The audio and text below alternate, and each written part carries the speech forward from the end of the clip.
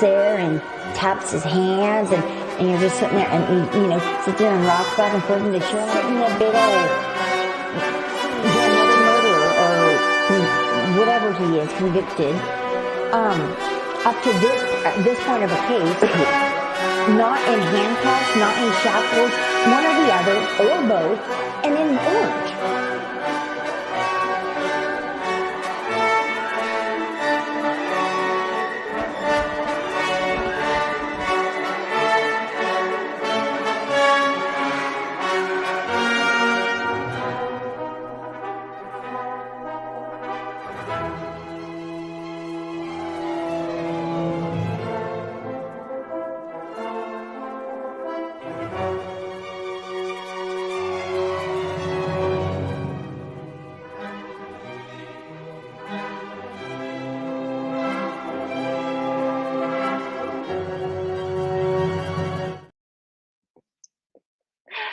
Hello, everybody. Excited utterance here. My name's Hella. Was that dramatic enough for you? The dramatic music. Hello.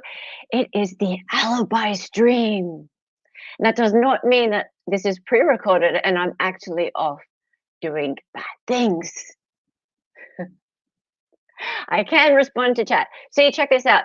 I'm really here. This is not an alibi. I can say hello to people in real time just to prove this is not an alibi stream. Hello, Gabby. Hello. Look. Hello, Gabby. Hello, Ronnie. See, I'm really here. Not an alibi stream. Who else we got? Hey, John, how are you? And yes, we have publicly buzzed in the house. In the house. Sweet Tooth Fairy. Sweet Tooth Fairy. Dizzy's here. Dizzy, my mod Dizzy, it's good to see you. We have a mod in common with our guest today. And who else we got? We got new people here. We have Joanne M. Jenny Platypus. Good to see you. Oh, look at all these new people. Great to see you. Murphy Turfy's here. Hello, everyone. Don't forget to hit the on the way in. Good to see you. Okay, so this is a recording. Do you all know about the guy in, I think it's Scotland or Ireland, who did a pre-recorded live stream for 5 hours so he could go off and do the stabby on his girlfriend? And the live stream alibi stream was still up for years later. It was on Next Chapter. Oh, that chapter, that true crime thing. Snibbles, hello, Snibbles. All right, without further ado, let's bring our guest in. And hang on just a minute. Ooh. Yeah, this should work. Dali's all the way down there. I wasn't ready for this. Let's new fix this. Oh, there he is. He's behind Bri. I'll put you over there. Hang on. I'll put you down. Oh no, I can't. I have to fix this. I wasn't ready. I thought there was going to be 3 or 5 people. And I need to unmute everybody. Let me just unmute everybody. Oh, Dali, could you just help unmute people? I got it. You can move me behind Bryan if that makes it easier. Would you like to be behind Bryan? Yeah, I'd rather be in front of him. I'd be behind him instead of in front of him. He's perfectly placed for when the videos come up. I've made it just perfect. You know, I make everything just. I do all this stuff. Dali, can you just tap on his shoulder? Yes. Hey, buddy. Hey, dude. Hey, bud, don't worry, everything's going to be Okay. fine. It's cool, buddy. Everything's going to be just fine. Just fine. Hello, Steve. Hey, Good thank to- you good for to having have me, you here. dude. It's- I'm fucking stoked. Man, it's so good to finally have you over here. And like, honestly, like I've been kind of hanging out in your chat. We've been tweeting and stuff and chatting, but never actually like met you. And it's just so nice. And also, Sean, hey, It's good to see you again, Hella. It's always a good time. always fun. We're family. Yes. And Dolly, Hey, co-host. a co-host. How's it going? So, Steve, for my chat, Dolly's chat, and also there's a little bit probably of Sean's chat here. We're all family. Steve, tell us a little bit about yourself. Well, I run a channel for anybody that doesn't know called Publicly Buzzed. Me and my brother do live shows about 4 times. Well, he does about 2 times a week, but I do live shows about 4 times a week. Been into true crime since this case started. This is the one basically I cut my teeth on since November of 2023. And yeah, just kind of been hanging out here on YouTube and the extremely strange and controversial and weird world of true crime on YouTube. Yeah, you're telling me. That's putting it nicely. Let's just say I'm very happy to be here with you guys. Awesome. Yeah. That's awesome. I think it was Vilhammer who told me about your channel. So yeah, you know who Vilhammer is? Him coming through. He's hung out on Murder Church a few times. Yeah. So he's the audio tech who gets all the court footage and makes it nice and easy for us to hear. But he also hangs out on our channels, and he's really, really good at doing Southern lady accent. Yeah. Yeah. Nice. So Even better That's a than good me. one. That's a good one to have in your bag of tricks. he's I know. fantastic. He's the voice of Becky Hill. If you don't know Yeah. who Becky Hill is, she is the clerk of court Yeah. who Former clerk of nearly- court. Yeah, former clerk of court. Yeah, I've seen a few Who- interviews with her. Yeah, who nearly scored Miss Alec Murdoch a retrial. Yeah. Um, She got to fly in the big metal bird, though. That's what matters most. Yeah, Hell, I'm always the only one without a beard, Sweet Tooth Fairy. I am always on panels with all these beards. It happens. Male YouTubers, they just have beards. I don't get it, but yeah. So, Steve, didn't you make a series of little documentaries about Idaho Falls? I am, and I'm still working on that. I still have 2 episodes left to go on that. And yeah, there's 3 out there right now. And basically, I'm trying to work towards the arrest. I'm not really going anything after that. Just basically telling the story as it happened in order from the murders till the arrest. And I still got 2 episodes left to go on that. And it's sadly on the back burner currently with my time frame and the scheduling with work and everything. But I do plan on finishing that. Right. But I do still have 3 episodes out there. Given the schedule for the trial, you've got a lot of time still. That's true. No, you're right. You're right. It ain't happen. It's not happening anytime soon. No. And can I ask you, so when you first happened across this case and the arrest of Bryan, and you started to sort of look at it, how did you feel about the state's case? At the time, and from the Yes. initial stuff that we learned, honestly, I mean, I've flip-flopped on this numerous times. I've from just a person kind of looking at this from the outside, I've at times thought, oh my God, yeah, this dude probably did this, right? And then other times, hearing experts talk, I've flipped my opinion. So I don't know, man. Initially, I did a live stream, like I think the day when he got arrested and all that shit was just popping off. I did a live stream that day. And then I think that same week is when everything started going crazy with the conspiracies and the Papa Rogers stuff. And is that, the stuff on Facebook, all that, everything was just going nuts. And I was deep into that. I was deep into the craziness for a minute there before I got pulled out of it, quite frankly. So currently where I'm sitting is not knowing what the fuck to think, man, because I mean, I did my live stream last night, and a lot of the stuff that Andrea Burkhart is saying is fucking crazy, like with the new expert that the defense is bringing in and stuff. So I mean, I don't know, man. Like I have talking about the been cell phone guy. Yeah. Yeah. The Oh, yeah. Ray dude. Ray. Indeed. And hello to Jay there in chat. Jay's got Jay, a fantastic channel. Good to see you, Jay. Hey. And also just want to say a big shout out to everyone who's come over, who usually hangs out on Sean's channel as well. I always love having the chattels here, the chattels.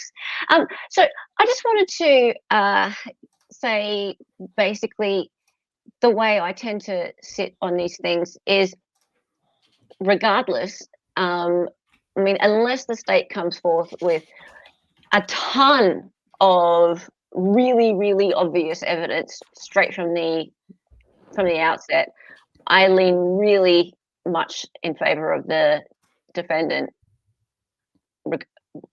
until we're like a long way into the trial and they have bent over backwards to convince me of guilt. Right. So I lean way innocent. And I just, as far as I'm concerned, innocent till proven guilty. And I mean, really, That's what it should be. Yeah. Oh, you Really? bet. But I can't lie. really- I form opinions because of these other people that make these videos. It happens, man. Like I will 100% go down a rabbit hole, come out the other side, and sound like a fucking moron. So it's happened more than once. It's easy. Fair enough. And I think and a lot of people do. And it's maybe it's after watching a lot of these things and maybe seeing a few injustices happen. Like once you see a couple of injustices happen, that's when people start to sort of realize that, hang on, maybe law enforcement, maybe the state doesn't always get these things right. 100%. That's when you start to question whether or not that's him. Yeah. And for example, we have a case that we've all been following amongst ourselves here in our little circle, where we're very much convinced that there's a man who's has not gotten a fair trial, and he's in prison, and for the rest of his life, his children are growing up without their father, and his name's Zachariah Anderson, and we know that he's been convicted on some touch DNA, and we're not talking the amount of touch DNA that the state has got in this instance. We're talking a pinprick. Holy A shit. pinprick. Yes, a pinprick. Yeah. And the DNA expert in this instance didn't have an octillion, 1 in 1 octillion. They said it was just by as Scientific a matter of certainty? scientific certainty. That they didn't even have a 1 in 1 Numbers. octillion. They didn't have numbers. Yeah, wow. They said it's my scientific The equivalent of opinion. trust me, bro. Yeah, Trust that's me, wild. Trust me, bro. Yeah, trust Wow. me, bro. Basically, and the state, the jury believes that. So juries will believe pretty much anything if they're well convinced by the state. So That was actually my point. I'm sorry to cut you off real quick, but that was actually my point Yeah. yesterday when I was kind of just throwing off all my tweets when I was just getting into this Ray and the expert stuff. yeah, I mean, dude, hearing an expert talk about something in a trial, I'd be the worst juror because every single one I'd be like, oh man, that dude made a great fucking point. That dude made a great fucking point. Like, yeah. I don't know, man. Like, I would not be good at that. I mean, Steve, I'll say this to you. You said you're like, you feel like at times you feel like I don't know what to think, or you feel like, can you trust me? I'm a defense attorney for a living, so trust me, I feel like a moron a lot. So don't feel bad. Like even on my own case, I'm like, oh, I got this, or we got something here. And you get in the middle of trial, and you're like, motherfucker. It happens a lot. It happens a lot. Don't worry. But yeah, no, trust me, I have my own thoughts on experts and everything like that. Yeah, that's it. Oh, hello, this is my cat, Seraph. This is Seraph. I'm a graphic designer, by the way, and so I name all my animals after graphic design things. And so this is Seraph, like the little feet on top. And Sarah? Seraph, S-E-R-I-F. Oh, Seraph. Oh, gotcha. Sorry. Seraph, right. And so when he's missing, we're sans Seraph. Oh, okay. Anyway, I've got let's two get into kitties, it, and guys. notoriously, orange kitties are pretty fucking wild. Like they're crazy. Yeah, well, this guy, he's 17, so he's lost a fair bit of his fight. But that said, every now and again he does put up a little bit He of looks amazing for 17. Like, I know, right? holy crap. Yeah, That's a tell him well that. taken He's care very of kitty right there. He's very handsome. He's very handsome. So members, we have a serif emoji in chat. So every now and again, people get their serif emojis out. Okay, let's get into it, guys. Hello, Kitchen Knife Rescue. How's it going? That's a great name. Okay, let's get into it. Everyone who knows me well knows I always come prepared. Let's do it. Okay, and I've done this a little bit, kind of half and half, hearsay for days style. So if you're not sure, not aware of the way I do my Sunday shows, hearsay for days is when I get the comments from Twitter, YouTube, etc., and we get them out and we look at what the people out there are saying. All right, and what the people out there are saying can inform some of our opinions. Now, whatever you think of Miss Jennifer Coffindaffer, some people really respect her opinion. Some people really, really don't. Fed. She's a fed. Yep.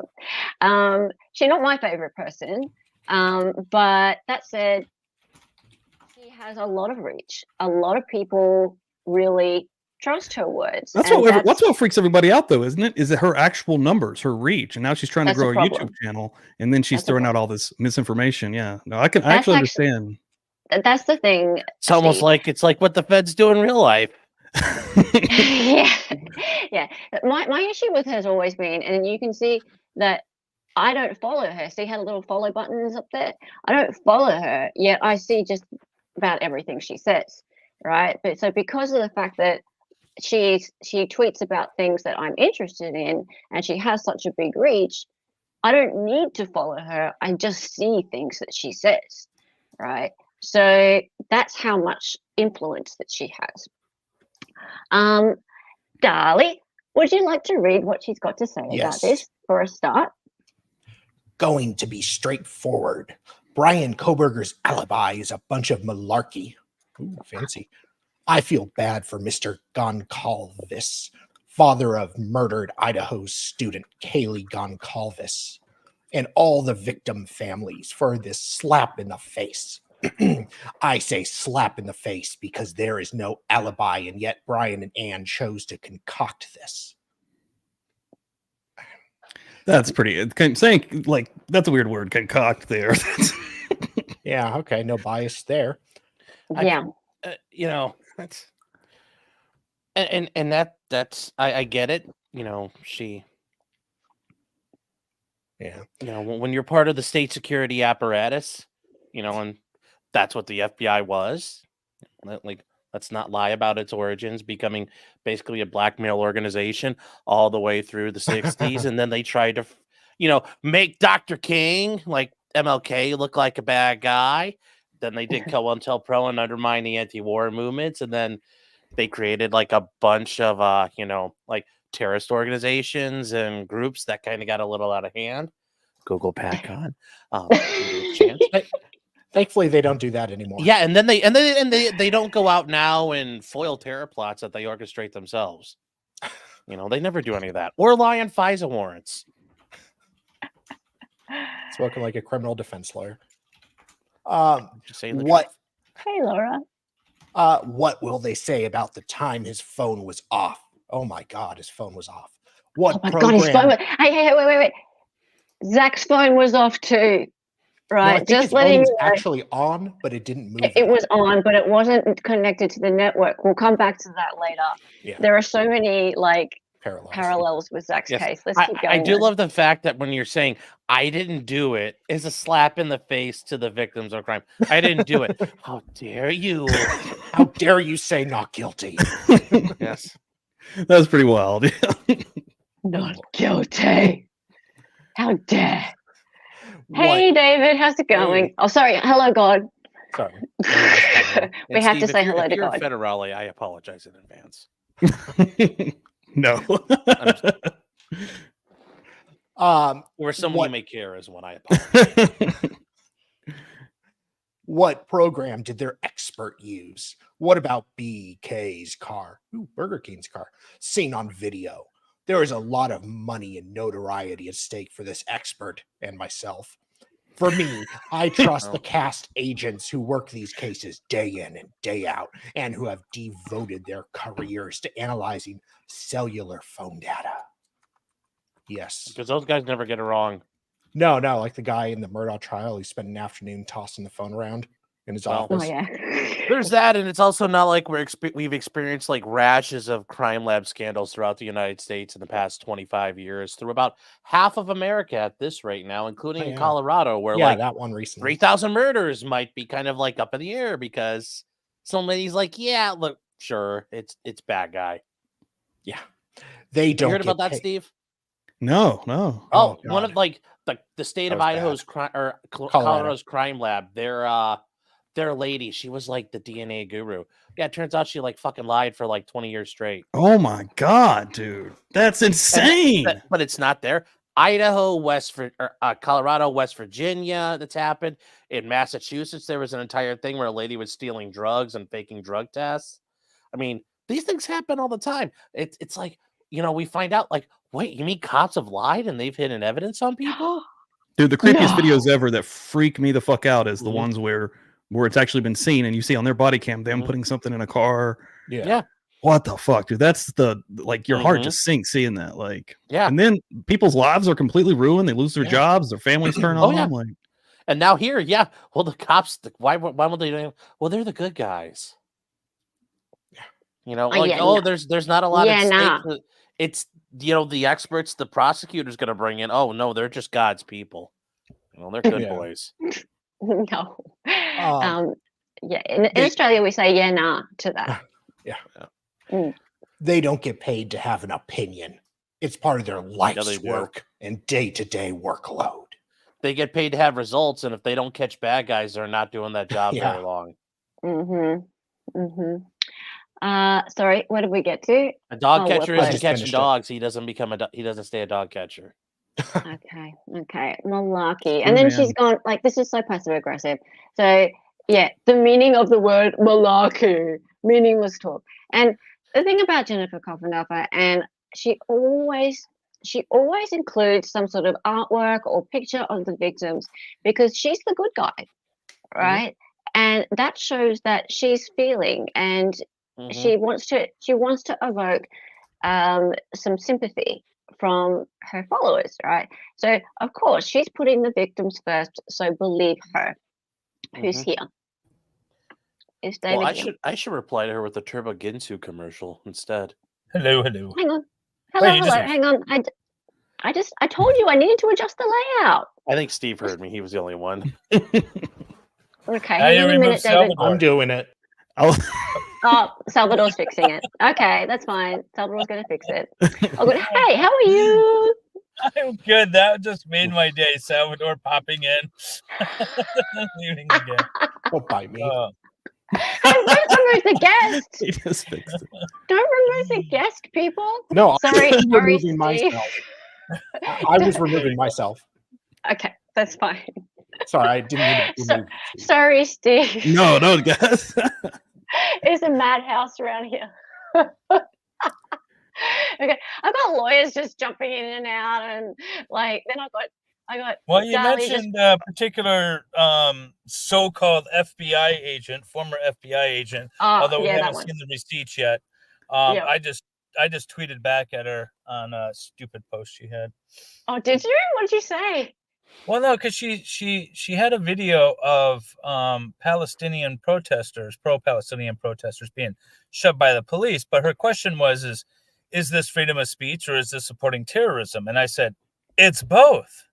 You know, you can support terrorism and still be covered under freedom of speech. Anyway, okay. She's just the logic that this woman is unable to conjure sometimes. Anyways, how are you all?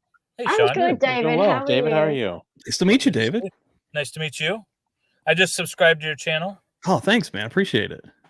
Check it out. Yeah, it's a good channel. Those of you who don't know, this is David. He is MLS God of Law now, previously Making Law Simple Network. And he's also Lego Law, aren't you, David? I am. Yeah. Yes.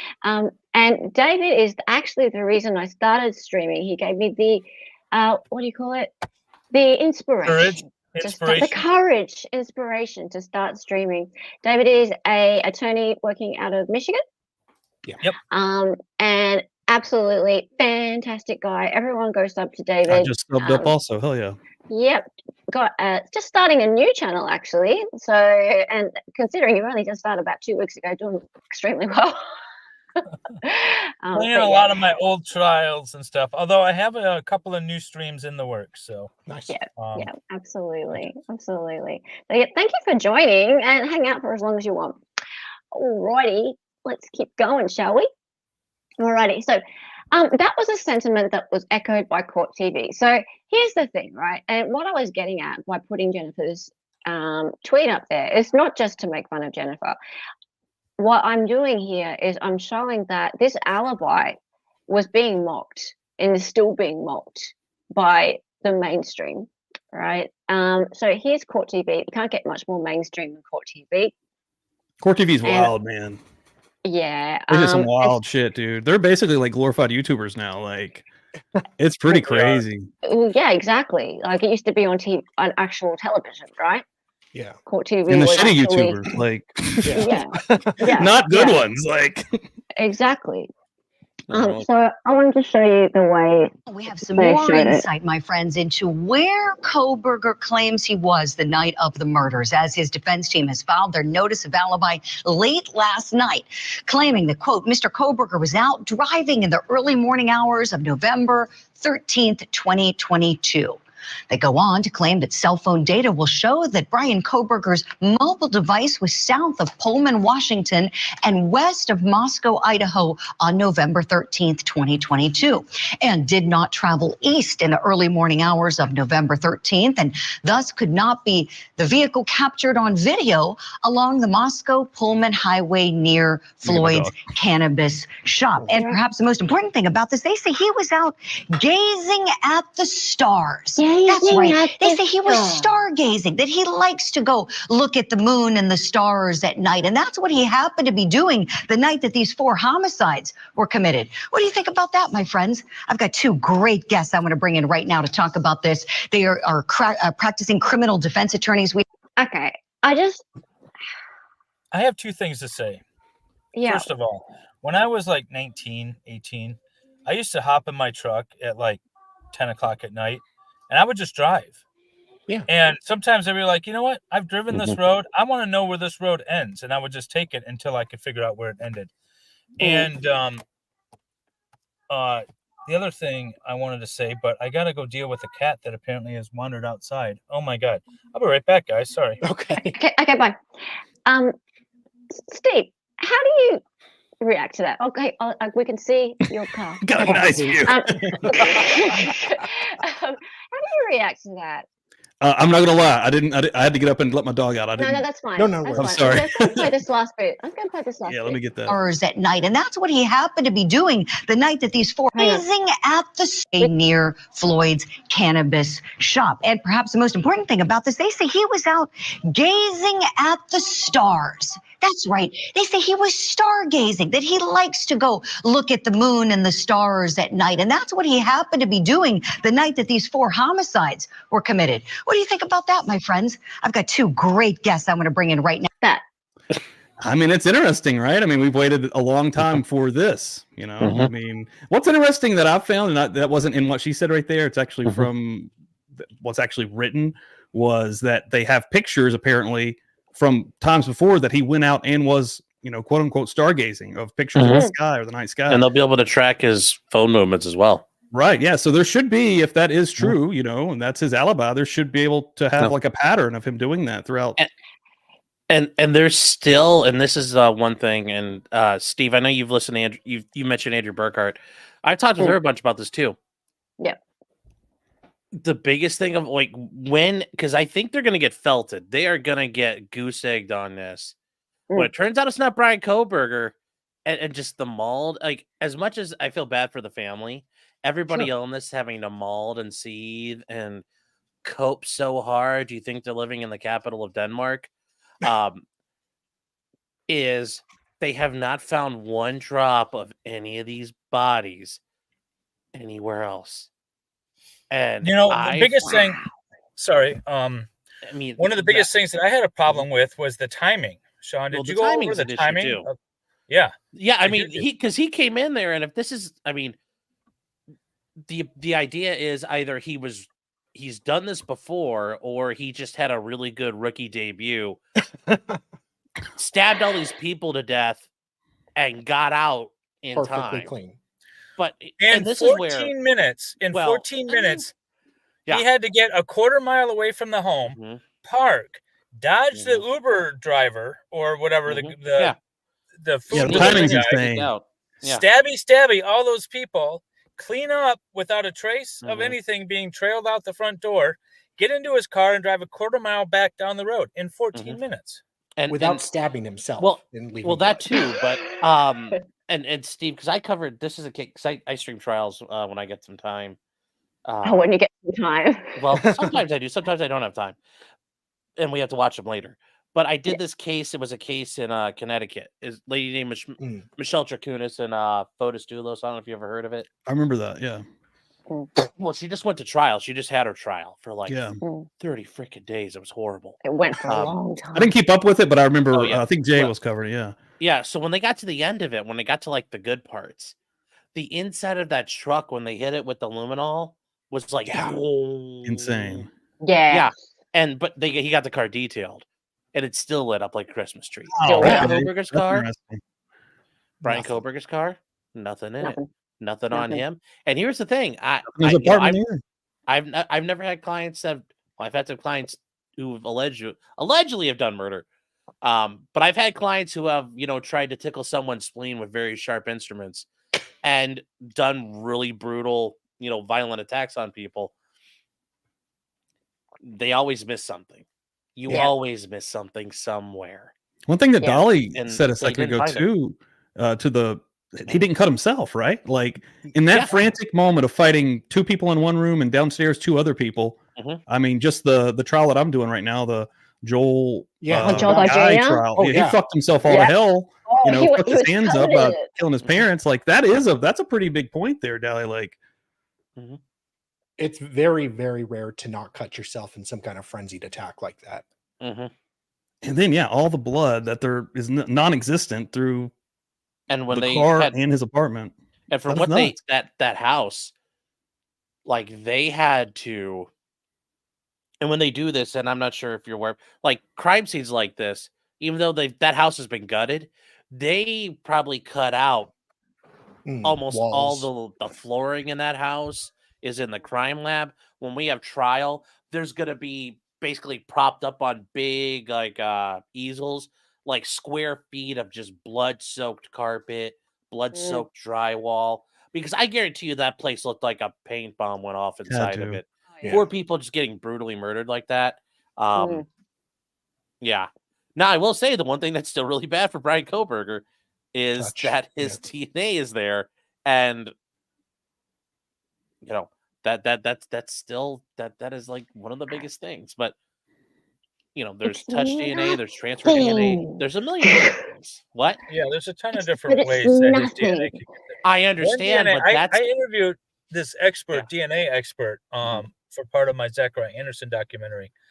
And what she was saying is that DNA is good. You could take, two samples from the same vial of blood and test it. And I still am not in a position to say that this is absolutely from the same person. Now, I'll say that the probabilities are high, but you can only take it in conjunction with all kinds of other circumstantial evidence. You can't, or direct evidence. You can't just rely on DNA and say that's enough.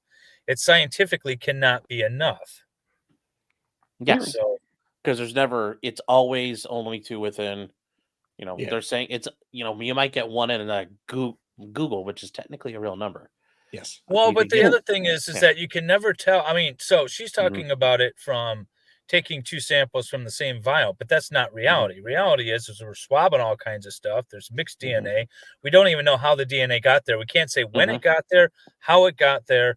Most of the time, we can't say where the DNA came from. If it came from skin, if it came from blood, if it came from something else, we could get maybe an ideal, but we can't say for sure. And so you have to take it with other evidence. You can't just take it alone. No, I agree. I agree. Yeah. But the problem is, though, you're going to have a jury who's going to stare at that and say that's the George Kelly trial gave me a little more hope the juries might get it right once in a while. Yeah. But here's the problem. You can already tell from the citizen jury out there that they're taking it very seriously. And people like Court TV aren't helping. And people like Jennifer Coffindaffer aren't helping. All right, so let's move on. So this is also a little bit hearsay for days style in that I'm showing some comments from Twitter. And I'm not identifying these people because I haven't got their permission. I'm going to show something from who is it? Sorry, I said fuck show it. Well, I mean, I have identified actually architect. It's architect in chat today. Because, Architect rules. He's a good one. I like him. He's amazing. And I just feel like he deserves credit. But anyway, Dali, would you like to do? Dali's my reader. Dali's awesome. So would you like to read these? What's amazing is that the Goncalves family has a lawyer who won't explain the legal terms to them. When the probable cause for arrest was written, Bryan hadn't been arrested yet, correct? So they didn't have possession of his phone for analysis yet. CPL Payne speculated that in his training and experience, criminals turn off their cell phones before going to a location to commit a crime. Jesus. He stated that as a plausible reason for the phone not communicating with a network rather than just being out of signal range, where it had been stated after Bryn's arrest and his phone was confiscated that it had indeed been turned off or put into airplane mode. Can they obtain that type of historical activity from the phone itself? CPL Payne also speculated about stalking. Yes, so this was back when the probable cause was done, right? So it was quite a while ago. Okay. I was about to say, I was like, because that, now we got some more information on the stalking. No. So moving on. So this document is then this is what the Goncalves family has put out there. So let's go. There's a major flaw in this argument.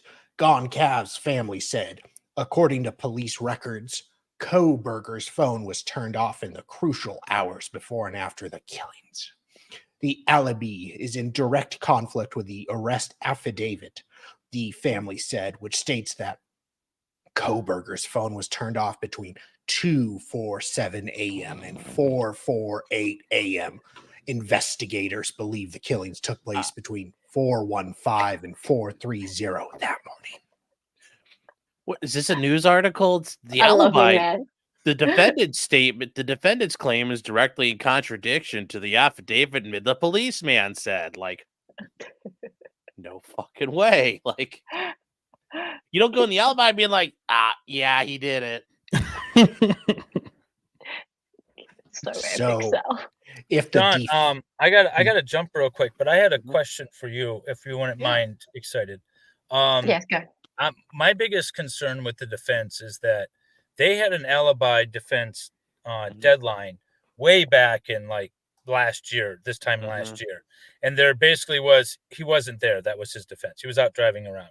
Now, a year later, they're coming in with another alibi defense, basically saying he was stargazing. First of all, I don't think that's a proper alibi defense, because I believe like an alibi defense is you have to produce evidence that supports that you weren't there, because otherwise it's just your position in the case, right? Well, now they've got the evidence to support it. Okay. Yeah. And I assume part of the reason why it took so long is it took the state forever to get all the cell phone data. I'm sure and they still haven't got it at all. Yeah. So they went out and got their own data going, and they correlated with what the state gave them. But I'm sure a lot of this is due to discovery issues. Mm-hmm. Okay, I didn't know. I haven't been following. Yeah, well, no, it that I'm just closely since assuming the because initial otherwise the state would have been running with their hair on, or the prosecutor would have been running with hair on fire, screaming like, "No, it's not fair. It's too late. We can't handle this." You know, they come in screaming like a 3-year-old. They haven't done that, so I think Bill they're like, Thompson sounds. well, yeah, or they're gonna act like the prosecutor out in Richard Allen's case. Oh God. Yeah. Okay. I was just curious because I don't know for sure though, but that's my hunch.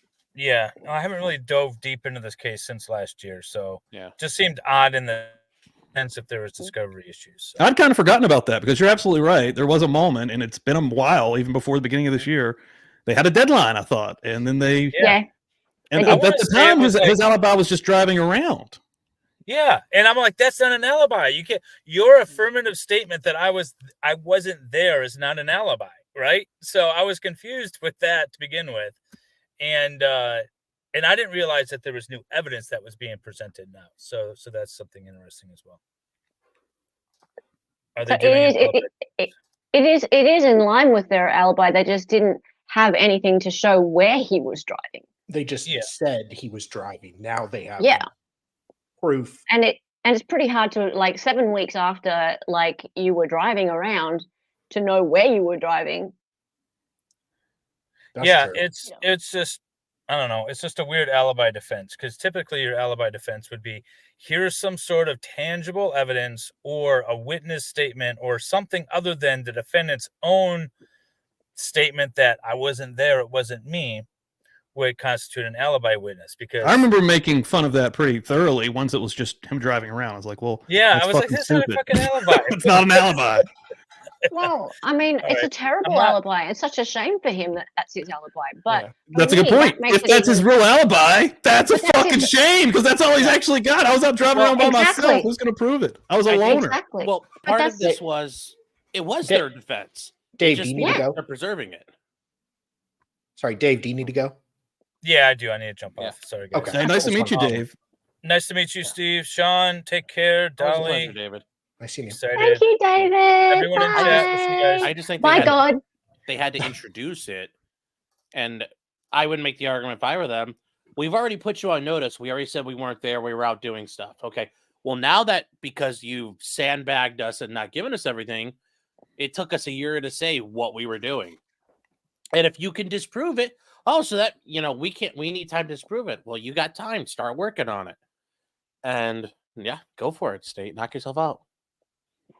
Cool. All right. So we're in the middle of this. Where were you up to, David? Not David. Darling. Where were you up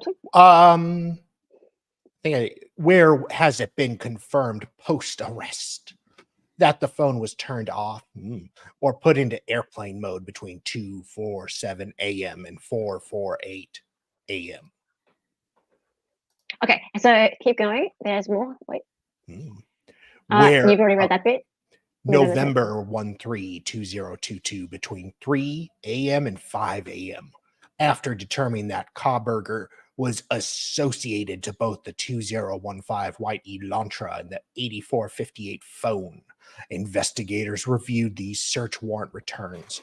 A query of the 8458 phone in these returns did not show the 8458 phone utilizing cellular tower resources in close proximity to the Keene Road residence between 3 a.m. and 5 a.m. Based on my training, experience, and conversations with law enforcement officers that specialize in the utilization of cellular telephone records as part of investigations. Love to have a conversation with one of them on a first date. Individuals can either leave their cellular telephone at a different location before committing a crime or turn their page. Turn their page. Hang on, where was it up to? Committing a crime. Oh, there we go. Or turn their cellular telephone off prior to going to a location to commit a crime. This is done by subjects in an effort to avoid alerting law enforcement that a cellular device associated with them was in a particular area where a crime was committed. I also know that on numerous occasions, subjects will surveil an area where they intend to commit a crime prior to the date of the crime. All right. So they've gone and taken this part out as a big deal. At approximately 2:47 a.m., the 8458 phone stops reporting to the network guilty, which is consistent with either the phone being in an area without cellular coverage, the connection to the network is disabled, such as putting the phone in the airplane mode, or that the phone is turned off. Okay. And if you leave your phone on, that means you're a bad guy too, because bad guys know if you leave your phone off, that's bad. So if you're really thinking outside the box, you're super irrational, and you leave your phone on to trick can't us. win. You're not thinking you're a All law Zachariah Anderson. You can't win with the cop. Like that is. Oh, you can't. So the Goncalves family have gone and taken the PCA, and this person who was writing in the PCA about his experience with criminals and what they do with their phone, which was ages ago. It was like a year ago. And taken this part out and gone, look, this stuff can't be relevant because this stuff here, right? And they said, oh, look, but hang on. Well, it's going to be funny when some of this stuff that was in the affidavit gets walked back and be like, well, it's not like we lied, but oops, I think we were kind of not right about exactly what our information was. Like, oops, exactly, I'm a government worker. So here we go. Here is Mr. What's-His-Face from Law and Crime asking the question on behalf of the Goncalves family, and Andrea explaining it snap perfectly. Let's go. By the Goncalves family, they released a statement to KHQ News, and they say that they feel, quote, even more confident in the prosecution after hearing about this alibi, because they say the alibi, quote, is in direct conflict with the probable cause affidavit that states the defendant's phone was turned off between 2:47 a.m. and 4:48 a.m. They say, so if the defendant was driving around and there's cell phone information that he was in a different place, it would either be before or after the times of the murders. And I have to tell you, I think that's a good point, because I couldn't tell from this alibi filing, is the defense saying that we're going to show you that he was in a different place while the phone was operating? Or are we going to say that the phone was on when law enforcement says it was off? So I think there are two responses to that. So the first thing I want to point out is that the probable cause affidavit very specifically does not say that his telephone was turned off at the time. What it says is that his phone stopped connecting to cellular resources, and that's also consistent with the cell phone going out of range. I would note that this direction that Bryan Kohberger claims that he was taking, this is going out into the rolling hills of the Palouse, out into a remote area that's near the Snake River. And so this is the type of area where it is quite common to have, very thin coverage. This is, 1,000-acre wheatland farms, and the hills can interfere with the service significantly. So his story in that respect, I believe, can certainly be consistent with his phone going out of range. But the second response that I think I would have to that is that there's another little hint here in the probable cause affidavit where they say there's likely to be more evidence here because there is a pending motion to compel. And what this suggests is that the defense has submitted the FBI's analysis and the data that they relied on to do all of the cellular location work. They have submitted that to their own expert. He's reviewed it. Based on that, very common, the expert will want to follow up with either other pieces of raw data that haven't originally been produced, or with just other questions, things that perhaps aren't clear from the report. So there are a number of items, I believe it was about 12 or so, like a dozen or more items that are going to be the subject of this motion to compel coming up. Now, we don't know exactly what they are, but we do see this very strong language here in the notice of alibi that Mr. Ray is going to say that if this is not disclosed, it is because it is exculpatory and it either was not preserved or has been withheld. So this is a very strong statement from the defense that they they have a lot of confidence based on their expert that this information they have been requesting and that has not been disclosed to them for quite a few months. The first request was from November of 2023. That they've been waiting, and they think that this is going to exonerate him. Real quick, if you can tell us why would the prosecution allegedly not have turned that information over to the defense then? Well, I mean, that's the $1 million question, isn't it? Their suggestion is, well, maybe it wasn't preserved, maybe it was, deliberately suppressed. Those are certainly possibilities. Another option, however, can simply be that we have seen throughout the course of this case already, there is a little bit of difficulty with coordination between local law enforcement and the FBI. Right. We had a previous hearing where disclosure of some of this FBI work was the subject of it, and the prosecutor was just basically saying, like, look, we're trying here, but they're not under our jurisdiction, so we have to go by their rules. And the defense had indicated, look, if you give us a deadline, that's probably going to help, convince the FBI that they need to turn this stuff over. So it could be something as simple as that they're stuck in a bureaucratic process. She's so diplomatic. Just need some kind of definitive ruling from the court that they're entitled to it before it will be turned over. We'll get back to that in 1 second. Yeah, right. On, bro. It's crazy. Well, Andrea is very tactful and graceful because she did also bring up the final option of, well, it's not like the state has ever not withheld evidence. But the one thing I will say to this whole thing, like Kaylee, whatever, pinkish to number 3, her family. I don't think because I've worked as a prosecutor before, Steve. Okay. One of the things I was in my first the first office I worked in, my boss was very when you talk to people, you have to be very careful what you say. Because I don't know what they've been told, but they might have heard things very differently. And it's just like when I'm talking to a client or somebody new for the first time. The words dismissal don't come out of my mouth, because if I mention that, all you're going to hear is me saying dismissal. Yes. For them, I don't know what they were told or who talked to them, because I will say in my experience, victim advocates promise a lot of things, and then you find out later, you're like, wait, what did you tell these people? Wow. I don't know what they've gotten a hold of. I don't know what they've looked at or what they've been told. They might have been told something. There's all kinds of things that, or they're just, I get it. Their kid is dead, and they got the bad man right there.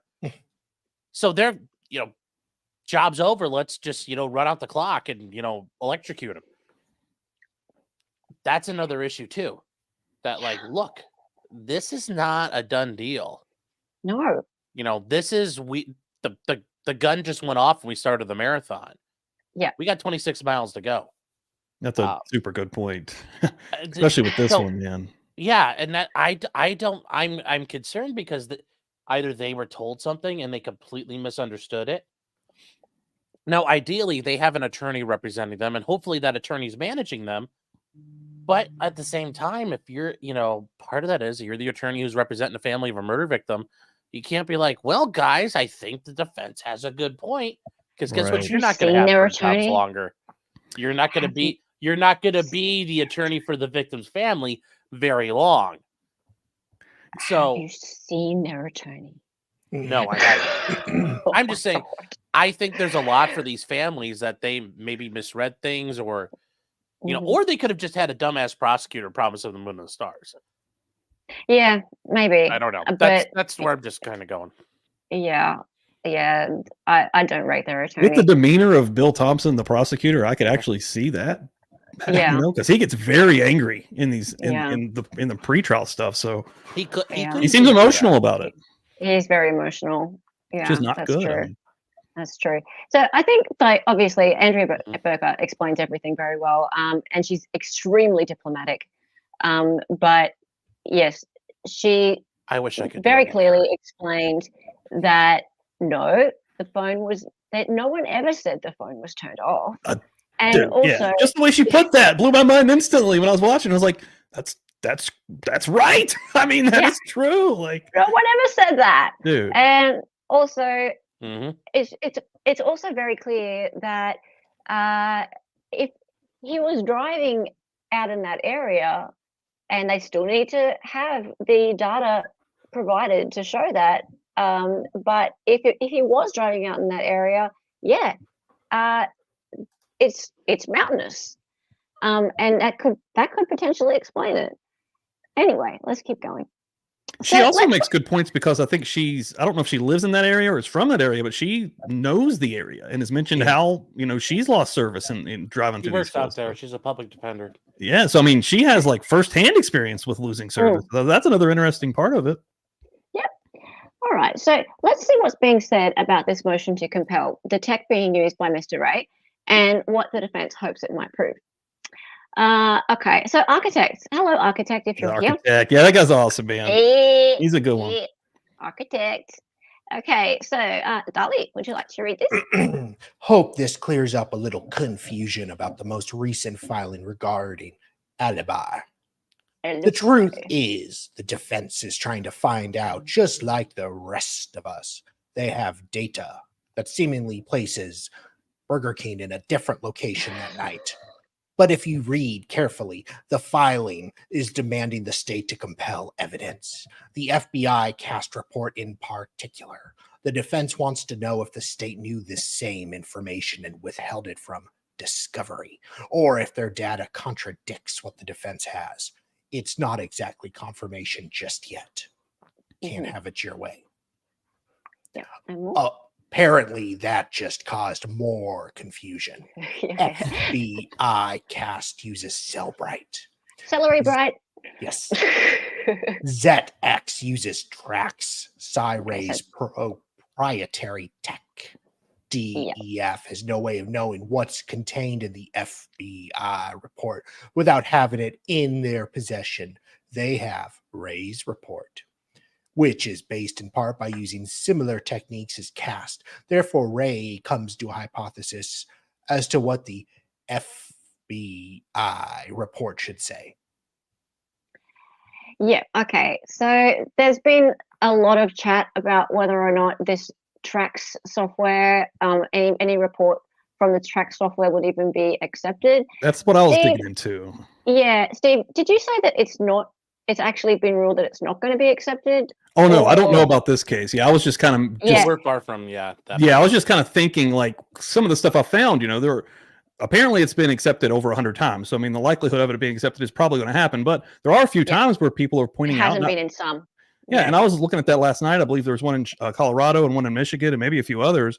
But, I was basically just playing devil's advocate and saying, what if, judge. What if it wasn't? This judge doesn't let him in. So what if it wasn't? Yeah. Okay. And that's fair. That's fair. So, yes, there's been a couple of cases where his software has not been accepted, and that's fine. I think personally that Anne Taylor knows exactly what she's doing.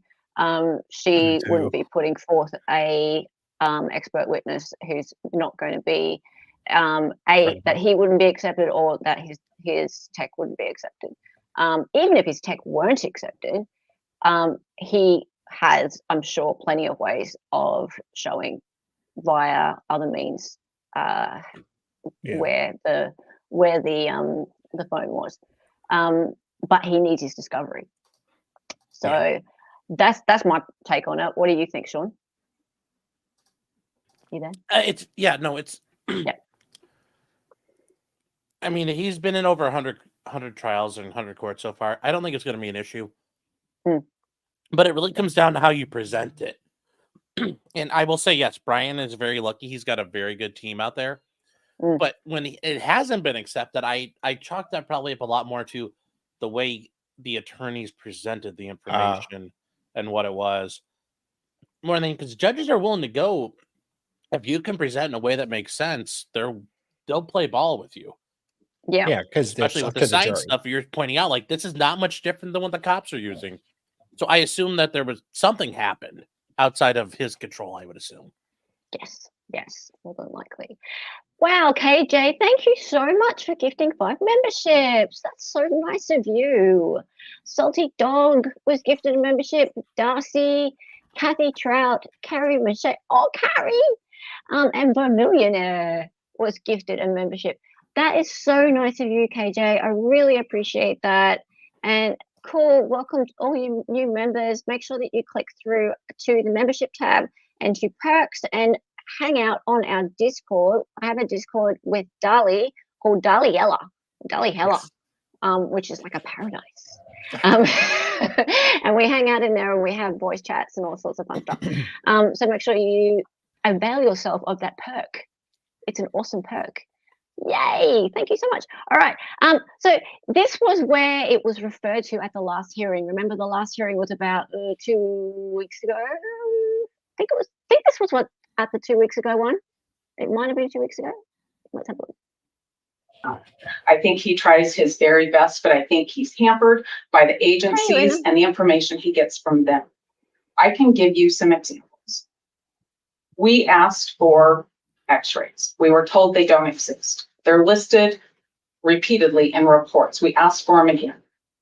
And I'm not sure if I'm getting them or not. The response is we have thumbnails, but we haven't found the actual x-rays. There's one example. I asked for certain mapping data done by a member of the CAS team. They said, you have it all. I said, no, I don't. I only have November 29th. And they said, oh, well, I guess we just didn't get that. Something didn't copyright. And I'm not saying anything mean about Bill or his office. I'm saying this is really difficult to drag the information out and get it to my experts or to understand it. And to hear that we're going to have a discovery deadline by the end of August is great. I need to have every piece of everything. I then have to have time to double check and make sure I really got it. Yeah. I need to have time to get it to my experts and for them to have an opportunity to understand how that impacts their opinions, if at all. So I'm prepared for this case. And then we need time to get things to the state and for them to respond to what we send to them too. I know that this court wants to set this trial.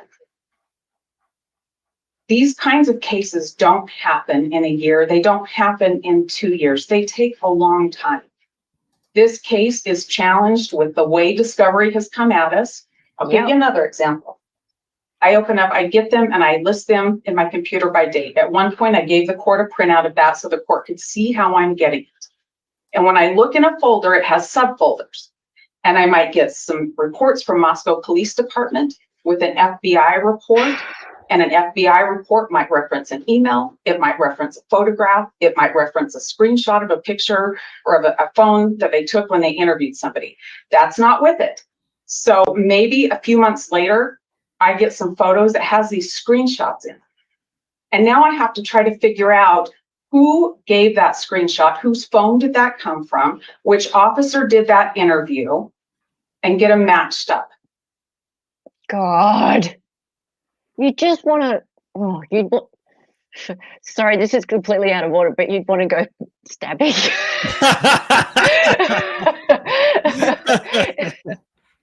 I just I don't envy her at all. It seems like it's been crazy trying to get anything from them.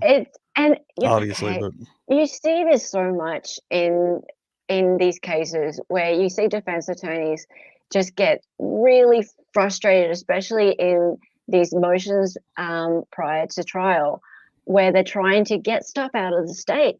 And what they do is either the state just withhold it, or they go and give this massive pile. They go, here you go, here's everything, boom, like that. And then it's oh no, we gave you it all, but the bit that they want is hidden in this giant big pile, and they're a public defender and they've got only so much time, right? So it's all they give it to you the night before, and then the public are all well, what are you whining about? I mean, this happened to Shannon Smith in the Crumbly trial, and I don't think that I think that Shannon Smith's a very good lawyer. I think she did a terrible job for Jennifer Crumbly.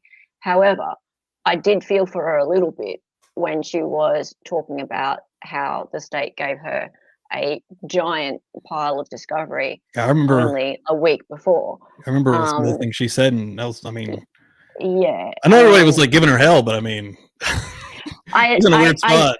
I understood that bit. That bit I didn't like. I was just like, well, I get it. You don't have. That's not really fair. It's not really fair. And that's what's happening in Delphi. Yep. Exactly. It's just so. It's just like, come on, guys. Like, just hand the shit over. If you've got nothing to hide, hand it over. Right. And meanwhile, the public's all like. It's only worked that way. and then he's laughing. He's like, "What do you mean they got nothing to hide? Of course they got stuff to hide." It's either they're hiding it out of maliciousness or incompetence, and it's hard to tell. A little bit of both. And that's a problem for somebody like Ann Taylor. She can't come in there and say, "Oh, they're all a bunch of scumbags," and she's trying to be as professional as possible. She asked, I have to, I really do. I go into court and say, Your Honor, I'm working with the state. I know they're being very diligent, trying real hard, and I'd like more time to work with them. And you're like, you have. I have to play that game until I know for a fact they're lying, and yeah, and you can prove it. How can you prove it? Yeah, really can't until afterwards. Afterwards, and that's too late. So why must this discovery continue to be argued? Well, finish until I get the rest of the discovery as well. And the discovery you're talking about is a video of the car? No. Judges like... What do you the video that we talk about is one that I think the state's going to use in its case that I don't have full video on, that I'm not talking about any video of Bryan's car. When I'm talking about an alibi defense, unless there's video that shows it elsewhere that I haven't gotten to yet, which may be possible given the fact that there's a lot I haven't seen yet. What I'm talking about, though, is the cast report, the drive testing information. Cast report meaning the identification of the particular car. That is the cell tower information. Wow. So what that is going to show, and what the drive testing data is going to show, and what other reports related to that are going to be things that my expert needs to finish our investigation, and things that I need to formulate my cross-examination against the state's expert. So when I'm telling you that I'm going to do those things in Alibi, I can't tell you more than that right now, but that's how we're going to support Bryan's alibi, that he was out driving that night. Okay, so you're saying that you have not received the cell tower reports? That's right. I have some data, some cell tower data, some phone record data. I have a draft of a cast report. The most recent information I have cast is the FBI doing their work. The most recent information I have is that on March 31st, they expect for that report to be done through the peer review process. So I may get it a month from now. I need to get it to my expert to digest.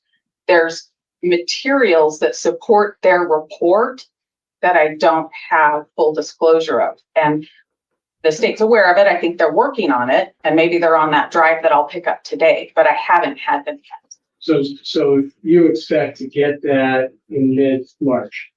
I expect to get their report after March 31st, after it's done. The supporting data, I'm not sure when it's coming. They tell me it's coming. Okay, I'm gonna kick it back to the state. Your Honor, I guess I'm a little confused because I obviously am too. So okay. I'm confused because if the defendant's alibi is that he was out driving around that night, I'm not sure what additional information his cell data could add to an actual alibi defense.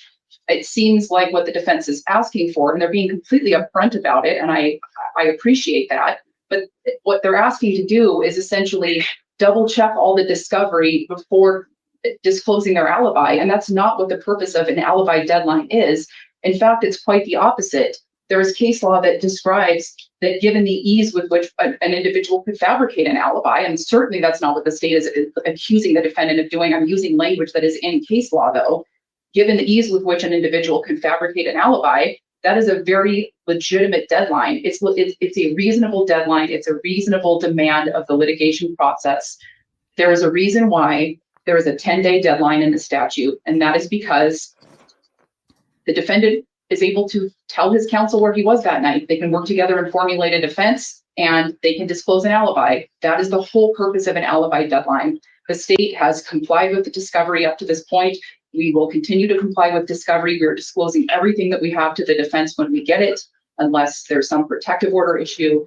We are asking that the court hold the defense to a fair standard that has been set forth in this statute, and that is constitutional under the United States Constitution and the Idaho Constitution that has been repeatedly. Yes. Only one side's entitled to a fair trial under the 6th Amendment, and it's not the state. Yes. Pass it along. Just saying. Just saying. You know what? She actually has said that. That is as one of her best sound bites ever, right? Ann Taylor has said there is only one person here entitled to a fair trial, and it's this man. She said that. She stood up in court and said that. Girl, girl. I love that. I know. I need to find that soundbite. She said there is only one person here entitled to a fair trial, and it's this man, Bryan Kohberger. Yeah. Not the state. Not the victims. This man. It goes through the 6th Amendment, yes. Just like the 5th and 4th Amendments, you don't really hear about them too much anymore because they've been really kind of like, the federal government took this thing to it right here and went like, and cut out a lot of parts of it. But it does exist. It does exist. And I just pulled a Sean and I was muted and went on a rant. Oh, shit. Oh, did you? Yeah. Steve, if you don't know, Sean likes to Thank you, Gabby. No, it's easy done. Who doesn't? If you're not doing that, you're not trying hard Hey, enough. Sean, that's my Murder Church move on Sundays. The show that I do called Murder Church, dude. I'll just, we're watching something. I'll kind of click off my sound for a minute because I'm doing something else. All of a sudden, I'm just going, and it'll be the most epic thing I've ever said in my life. So epic. Honestly, I've said this for a very long time. If you're not screwing up, you're not trying hard enough. We call it potentially boomed. That's easy done. That's funny. No, I was just saying that in the Young Thug trial today, the judge actually said that the state and defense both are entitled to a fair trial. No, I saw that on Twitter. No, I saw, and somebody else said that. Like, yeah, dude. Yeah. No, I thought that was ringing a bell, actually. Yeah. Wow. I saw that. Yeah. One of the people on Twitter actually have it pinned to their profile, her saying that, a little clip of her saying that. Nick, probably. No. The Ann Taylor saying that. Oh, okay. That's pretty cool. But anyway, this whole thing here, it's frustrating to me that Judge is just acting so oblivious to this whole thing. Like, is he acting oblivious or is he actually oblivious to what's going on? What are you saying? Is the judge acting oblivious? Yeah. No, the judge has to. I mean, he's trying to be impartial. Because the moment he starts coming down, I mean, the state can try to get him recused. So he's trying to be impartial, and he has to give both sides the benefit of the doubt that they're both trying real hard to get this done. I mean, you have to do it that way. Now you don't want to turn into like Bruce Schroeder, like during Kyle Rittenhouse's trial, where you scream and yell at the prosecutor and nothing happens. Yeah. But for right now, I mean, we're still in the early stages of things. So that's why he hasn't stricken the alibi. He let it in. And all that. He's like, look, we've got a whole year. You guys need to chill the fuck out. He's trying to. And the judge told me this once. He used to be a prosecutor. The one part he hated about being a judge is he says it's like being a little kid and mom and dad are fighting and they don't tell you the whole story. Yeah. And he's got to try to make it work. And he's really doing his best. Like, I think he really wants to say, why don't you guys just fucking give each other everything? And then you can make your arguments. Dude, while you're hearing this, that's all I can keep thinking. Just do it. What is happening? Yeah. Just give each other that's everything. why he's looking at him. He's like, you guys are fighting yet. Well, we're trying. But you haven't given them everything. But they had 10 days. You didn't give them everything. And he's That's a really good description. Yeah, you're right, Joni B. That's a really good description. Yeah. But he's been a lawyer. Like he's worked out there before. He knows I don't know what his past is. I don't know what his past is. I mean, like most Haven't they judges, he all? was a prosecutor at some point.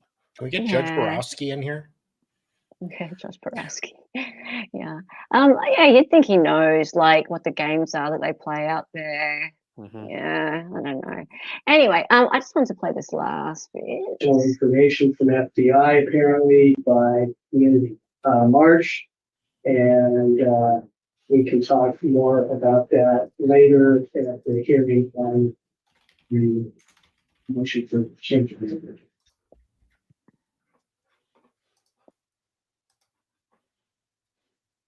Oh, hang on, sorry. He did say something about dates then. The other information that you need to find for then, and that should be plenty of time because you're going to get some additional information from FBI apparently. He said 17th. I'm going to give you until April 17th. April 17th. April 17th. Right. Yeah. Okay. Well, April 17th sure happens. That was just last week or the other day, wasn't it? And on April 17th, we had this happen, which is, yes, what we're talking about right now, which is the alibi and the talk about, well, where is it? The thing about him driving around in the hills at this place here, which is, out Hawaii Park. What? That's how I said it last night. I believe it was Hawaii Park. Hawaii Park. Yeah. Right. And the thing is, out in that area of Washington and Idaho, it's a lot of native names still. So that's why they have these weird names. Darling, would you want to read that one? Like the Palouse was named for, like, that's the area the Palouse tribe is running around. Oh, okay. So it's sort of like our native people's names that my people over there can't say, but I can say them. Yes, but there's yes, and there are still a lot of reservations out that way too. So like Idaho's got a ton of them.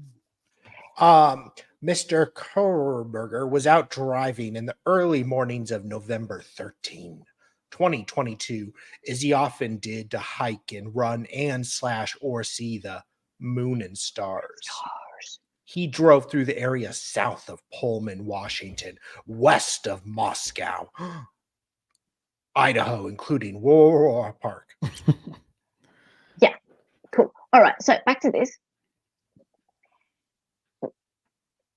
Cool. Andrea said this. I mean, he's saying why Park was a regular destination for him. His CSLI data is consistent with him driving to why Park that night, and his location data is inconsistent with the vehicle the police were tracing on the cameras. God, I don't think that's how she speaks. I need to work on it. You do. That's perfect. How was he at War Park when it is gated and locked between dusk and 7 a.m.? Is it? Okay, that's what it says there. White County Park sits in the Snake River Canyon, approximately 3 miles upstream from Lower Granite Dam. The park is open from 7 a.m. to dusk and for overnight camping year-round. The 49-acre park is a popular place for families, blah, blah, blah. It's a gated park with no access into or out of park from dusk until 7 a.m. How do you gate off an entire... That's huge, isn't it? Yeah, I mean, they will gate off like a public park. But one thing that I found interesting that I remember Andrea say it, and she was, I guess she may run or hike herself, because I was even thinking this, this is November 13th, 2022. And if you look at the footage of the grub truck that night, it's cold. It's winter, almost winter time. And she was making the point, basically, if you are someone that runs and jogs, that wouldn't be such a weird or bad time to be doing such a thing, because your body temperature would end up catching up. And you would actually end up being comfortable in that situation. Because I was out the gate, I'm watching these kids in the grub truck, and she had a different opinion. She said they didn't seem like they were that cold. I think they look pretty cold in that footage. I mean, but I'm also not a runner or a jogger, and I definitely ain't doing it in the cold, so I don't know. You think someone you could jump? I don't know. Like to me, I need to know the place, but it looks huge. Like it looks like good luck gating the entire thing off. Maybe that's true too, dude. I mean, just any kind of you can park. I mean, maybe it's illegal, but I mean, who to say someone couldn't just park and literally walk under or around? Like it's usually just a one long gate. It's not like a big giant fence. Usually, I mean, I don't know, but usually the gates just prevent cars from coming in. Right. But you can just walk around the gate. I mean, maybe. I don't know. Okay. All right. So anyway, this more on a park. Beautiful spots in Rural Park to take photos of sky. No need to walk on tracks. I just spoke to 2 people who frequently go to that park and hike the trails. Wouldn't it be awesome if he took photos at Rural Park? Wouldn't that be awesome? I tell you what, if he had photos of the thing, that would be fantastic. I mean, he better have these photos of the sky. I mean, at least. Yeah. I mean, they're saying this is a thing now, so. You were unsubbed, Button Bella. No. Need to dude, hey, so on Twitter, it was last week. I'm trying to, doing a push, trying to get the 10K or whatever. Some people that are hardcore in my chat every single time went and looked, and they were unsubbed, and they were like, "What the hell?" YouTube does some tricky stuff, guys. Oh, they do. Ghostry saying, do the parks usually have police patrolling? This is out in the middle of nowhere. Like, I don't think you guys, if you don't understand what the area we're looking at, this is, it's very, very, very rural. Out that area. I'll bring up the map in a second to show you. Okay, yeah, that'd be cool. He's out. They're out in the holler. All right. Okay. And here's something that someone found about cell phone coverage out there. A couple of reviews about Wah Wah Wah Wah Park that mentions no cell phone service. Dry camping only. Put your payment into envelopes provided in drop-in box. First come, first serve. The whole park is shaded. Gates are locked at night. Near a road with some traffic driving by, but very quiet at night. It's in a canyon, so cell service is non-existent. Great hiking trail. Ooh. Boy, sounds like the 50 Shades of Grey sequel. Okay. I went to this park with my dog. Pretty in the late afternoon, August 2016, solo. I went to this park with my dog. Well, I thought you said you're solo. There's a nice interpretive trail around the boundary with the setting sun. The fields and river views were beautiful. There's a lake in the park that is smallish and muddy, but nice to dolly in if you're enjoying a picnic in the grassy area nearby with several pavilions. Dogs are not allowed off leash, so we waited together in the muddy lake. He liked it, ... It's a remote area with no cell signal, so make sure you've got gas. And somewhere knows where you're going. 4 out of 5 stars. 4 out of 5 stars. Only 4? That was a 5-star reading. Everyone needs to subscribe to my co-host, Mr. Salvador Dali Talk. He's amazing. Yeah. And, criminally undersubbed. Very true. I was checking to make sure I was still subbed, and I still am. So, fucking YouTube. Helen, can I show the map real quick? Yeah, go. Okay, so guys, this is where this all happened. All right, and I get to draw. So this is Moscow, Idaho. Yeah. This is the state line. This is Pullman, Washington, where Bryan Kohberger lives. This is Woo-Wai County Park when you Google it. Look at all of this. That is nothing out there. That's the park? No. I'm just saying this is literally the middle of nowhere. Oh, okay. The park's way down here. Yeah. It's just the idea, like, here's the park. Wabawuai County Park. Wow. Okay. Well, at least that's where you can go up to this is called Lower Granite Lake because there's a big dam here. And damn. Yeah, well, if Angels built it, you could almost call it a goddamn. God damn. A goddamn dam. Damn, goddamn. You guys have seen. See, I even got rid of you guys Bryan haven't seen for you. Beavis and Butthead. Never mind. Oh. Do you know what I'm talking about, Steve? I Beavis and don't. Butthead movie. I've seen Beavis and Butthead, but I don't remember that right off. The movie, they go to the Hoover Dam. And they're like, "Is this a goddamn?" And I've seen Beavis and Butthead Do America, but I don't remember that right off. It's also been fucking 20 years. Oh, I need to rewatch it though. Yeah. So here's the park. And I mean, just look, guys. These are rolling hills, and what don't you see a lot of names of? You have big towns, and then look, just nothing. Ways away. Yeah. And all the undulations and the terrain. This is all. And hold on, if I can pull up the terrain map here. Yep. Okay, wait. Now it's all grid squares. Oh no. Oh gosh, why are you not loading? Yeah, see, there you go. There's the topography map of the area. Whoa. Yeah. That's a ways away. Let's just think for a moment. Imagine if he was actually in there the time of the murders. That's like a long measure distance from here to Pullman, where Washington State is. That's only 5 miles. It's not very far. It's 12 and a half miles. It's not super far. Well, that's as the crow flies, though. Yeah. Yes, but I mean, it's 20 linear miles to Moscow, Idaho. But that's terrible for him. I mean, proving that he's there. Yeah, but look, all that terrain, all the hills and valleys and peaks. You're not gonna alive. Yeah, your cell service is gonna be garbage out there. So and they took his phone before he could prove it. Mm-hmm. Oh yeah, so I would hope they need to examine the actual phone. They won't give it. No, I know. And they took his phone before he could even remember. I've heard this comment from people who have driven out that way, because Ron lives out in Washington. He says that part of Washington State is absolutely boring. Like, it's beautiful, but it gets very old very quick. Yeah. It's just a lot of hills. Wow.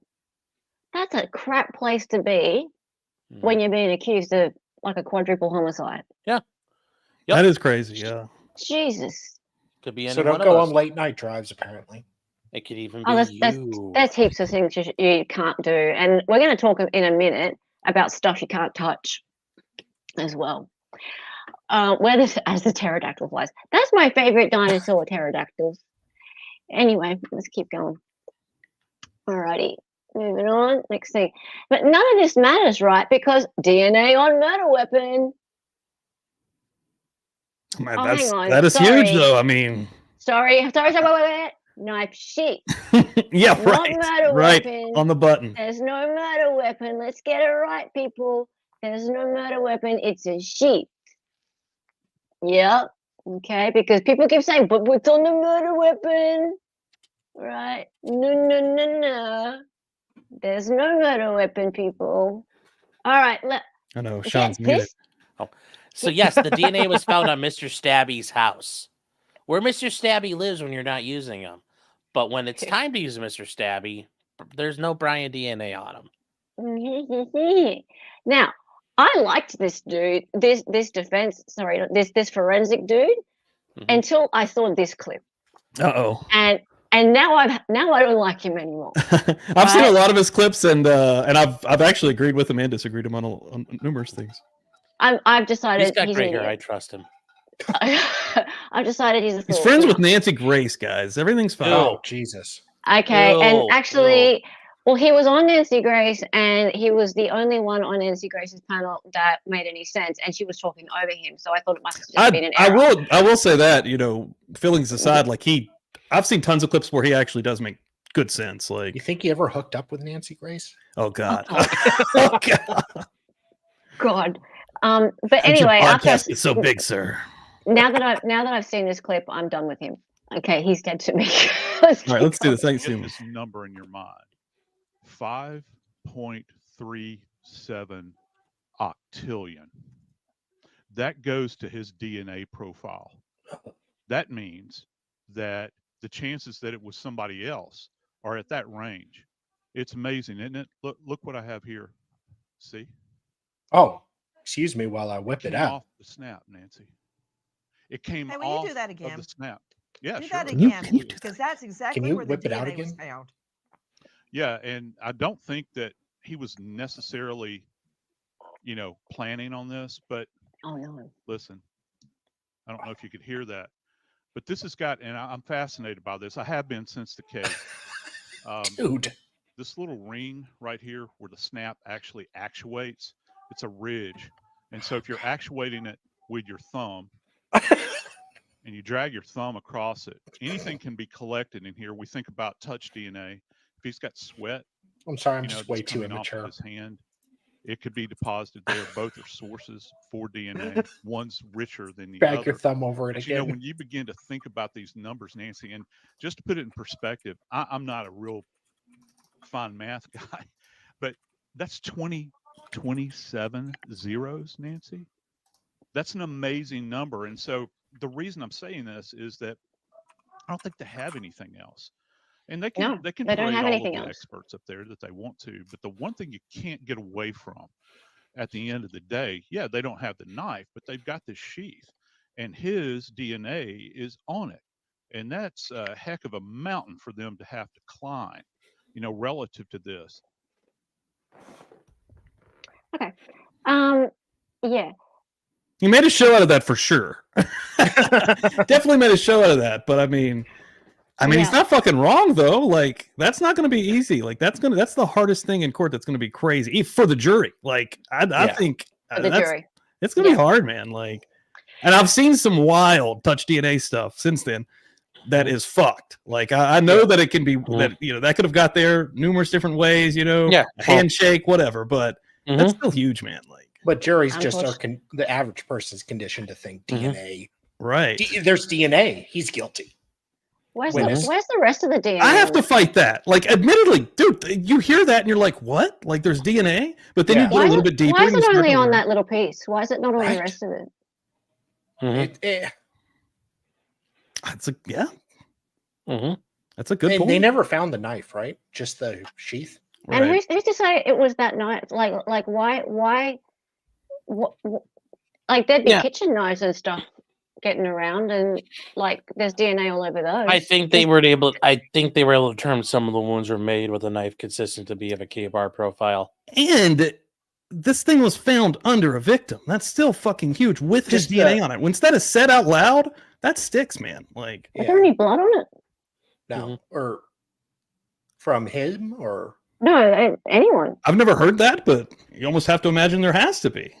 From the way that they there has to be what? From the way that they describe the scene, dude, there's no way there's no blood on it. It's underneath a dead person's body that's just been stabbed to death.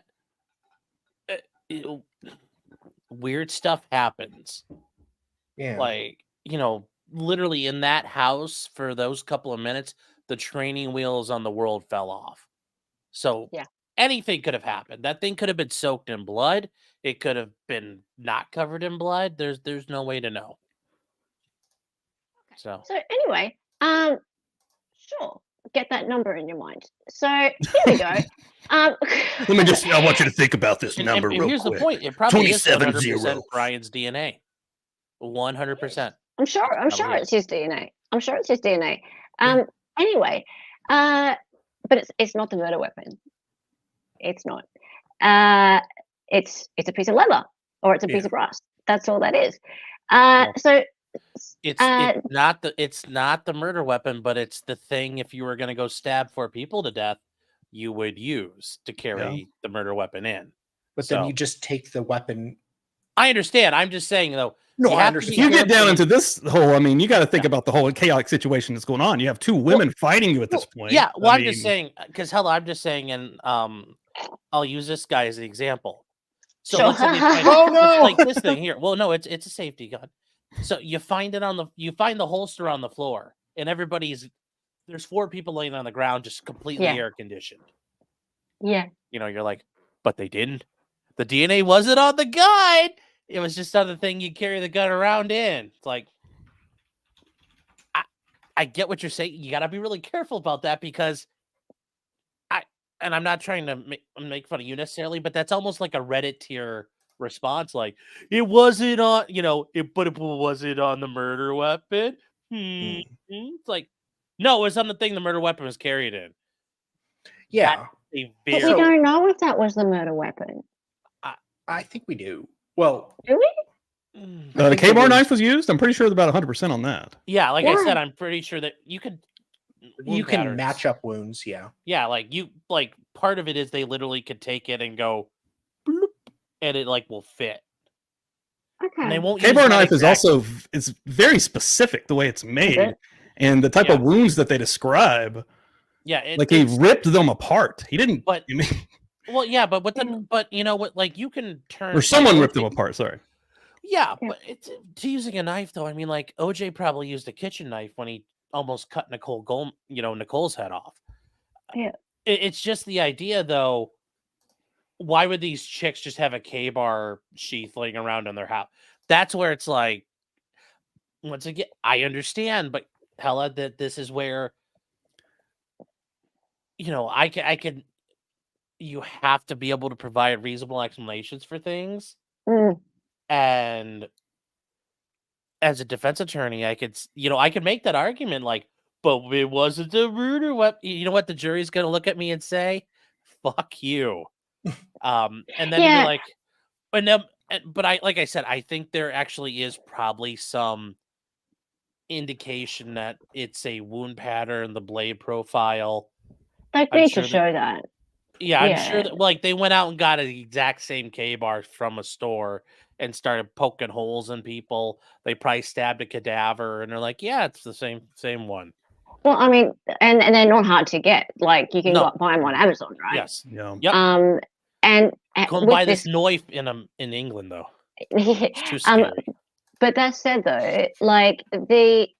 is there anyone else's DNA on this thing? Not that we know of, or at least they Surely haven't told us. Yeah, they haven't told us. They haven't told us. Well, hold on. Well, that doesn't actually mean anything because why? So like this again, I'm holding it. Yeah. Is my DNA on it? Maybe, maybe not. I could hold this and I could sit here and is my DNA? Maybe, probably. Yeah. But it also doesn't have to be. The fact you touch something does not mean you will leave DNA on it. Just like it means I've had cases where my guy's on camera, like boop, boop, boop, boop. And you know what? His fingerprints aren't in this and the DNA is not on this. So, granted, he's covered a gunshot residue. But the fact you touch an item does not mean, dusting for prints doesn't usually do anything because you're not always guaranteed to leave a fingerprint. Yes. The surfaces, the way your hands are you oily? How oily? Are you greasy? Yeah. Are you all greasy and oily? And how you touch stuff, those all come into factors. The environment of what you're touching. What was it like? Was it dusty and dry or was it all oily and greasy? Yes. And then the DNA, you can, there's also times where you walk through the bad guy walks through a crime scene and just leaves a trail of DNA. Yeah. And fingerprints. That other times they don't. So that doesn't necessarily mean nobody else touched it. It just means nobody left a presence on it. But it doesn't mean that. Okay, if it doesn't mean Bryan touched it either. No, but even if Bryan did touch it, right? But but there could be lots of other people who touched it too. Exactly, but I doubt if they only I don't think they merely scrubbed or swabbed the snap. I'm sure they swiped that entire sheath to find DNA on it. Yeah. I'm sure they touched the knife and swabbed that down. Now, as far as there's no indication so far because the defense, if there was a mixture on any of that, yes, the defense would have put that in a motion to dismiss already. So I think it was Bryan's DNA was on there, and it's just a simple question of like, how did it get there? Yeah. Which isn't that big. Like I said, they can come up with answers for it. I was just saying earlier, you got to be careful about saying like, well, technically, it's like, well, that technically is. Got to be careful with it, and there are plausible explanations why things did or did not transfer. But also, he could have just touched it that one time and it transferred. That's how freak. Yeah. That's how freak it is with this stuff. Well, here's the thing, and that's why I wanted to talk about this next bit, because secondary DNA transfer, the rarely discussed phenomenon that can place the innocent and dead at a crime scene they've never even been to. And I didn't realize this, but in Australia, this kind of DNA is not admissible in court. I just learned that this week in our discussion yesterday. That's pretty interesting. Yeah, and yay for Australia. What, touch DNA is not admissible in court? Transfer DNA like this. So apparently this is, and there is a document that we've been throwing around on Twitter this week, and yay! I'm going to double check this. I have lawyer friends who are going to help me out with this week. But cool. That's awesome. And here's why. Dali, do you want to read this? Sure. On the right? Yes. Associate Professor Krista Latham. Sorry. An internationally known forensic anthropologist who oversaw Kale's experiment, underscored the need for more research into secondary DNA transfer. I think this issue has been swept under the rug, said Latham. There have been some holes in this kind of research, and I think that allowed people to disregard it. But this is a very well-designed project. It's going to change the way the medico-legal system looks at evidence. Other researchers have confirmed secondary DNA transfer, and study results highlight the need for a greater understanding of this insidious phenomenon. Consider the following. In another Van Oorschot experiment, 50% of a group who shared a jug of juice, I love juice, but did not touch each other, wound up with another's DNA on their hand. In a 2016 study, British forensic researcher Peter Gill found DNA on 75% of his lab's crime scene tools, including cameras, measuring tapes, and gloves. Researchers have found that DNA can transfer through non-intimate contact from the hands of one individual to another person's penis during urination. Jesus H. Christ. Yep. Want me to read that again? Yep. Researchers Graham and Ruddy found that in more than 50% of individuals tested, someone else's DNA was on their neck. And I got somebody else's DNA on my penis? Yep. God damn it. Yep. Okay, don't swab there. Don't swab there. Researchers have found that 1 in 5 people have traces of someone else's DNA under their fingernails. Wow. Yeah, you just touch everything. A 2016 study out of Canada found that a father's DNA is often found on his daughter's clean underwear, and in some cases, a fragment of his sperm is there as well, presumably from the mixture of laundry in a washing machine. Wow. How's that? It's kind of frightening. That's frightening. That is crazy. Yeah. Isn't it? Right? And can you imagine the people who could be convicted because of something like that? That's pretty creepy.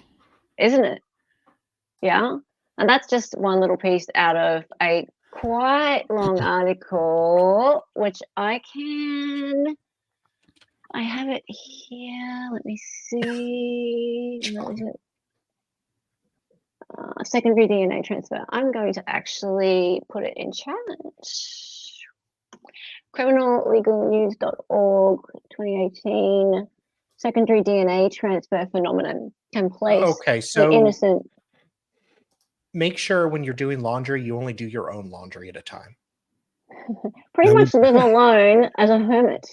Yes, I do. Thankfully, that's Yeah. why I'm scared.